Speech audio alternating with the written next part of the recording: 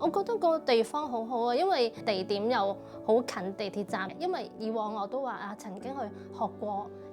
其他嘅樂器班啊、琴班，但係因為通常有個路程咧，你就會有少少有陣時個動力唔夠啊。當個地方好近自己，嗰個動力會好好多嘅。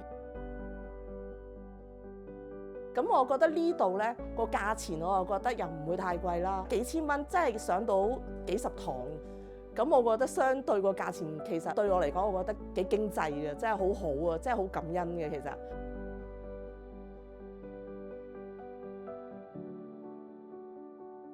個課室個環境好好啦，咁陽光又好夠，咁同埋我係中意學日間嘅，咁變咗就成件事，我覺得咧就朝早起身就可以一齊上堂，一齊咧去用音樂咧去呈現俾手，我覺得係一件好美好嘅事咯。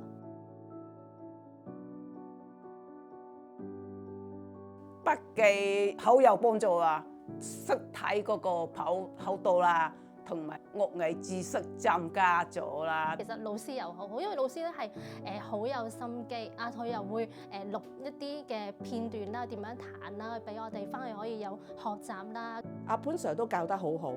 佢可以攞到好多嘅 point 啊，佢就好快講到個重點俾我哋知，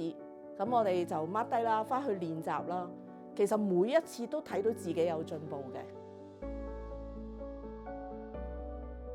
同埋佢喺上堂裏面咧，每一次都同我哋去讀經文啦，有一齊去思想經文。我覺得成件事就係喺我哋喺出邊咧去學一件樂器啊、學琴嘅時候咧，係唔會有咯，即係唯獨係喺呢一度咧先至可以即係得着呢份嘅唔同咯。我呢個課程咧係由淺入深嘅，咁啊透過呢個系統性嘅筆記咧，咁令到每一個弟兄姊妹咧，就算係音樂零程度咧，亦都可以開啟咗佢哋伴奏之門嘅，踏入侍奉。咁過程咧當中咧，我哋都會有錄音啊、錄影啊，甚至有 music track 嘅，咁亦都係幫助到同學咧喺課餘嘅時候咧就可以溫習。而且咧喺當中咧，因為我哋都會有咁多時間啦，咁長嘅時間，我哋一班弟兄姊妹咧都會互相去鼓勵，亦都有彼此嘅 support， 咁一同咧係經歷我哋呢個30堂嘅學習，亦都好似一個小團契咁樣，成為主內邊一個好朋友啦。無論嘅音樂嘅程度如何，侍奉嘅道路咧就永不言遲。咁不如而家咧就報讀咗呢一個30堂嘅司琴訓練課程。讀完呢個30堂嘅司琴訓練課程之後咧，我哋都有 Level 4同埋 Level 5嘅進深課程，喺當中咧亦都可以學到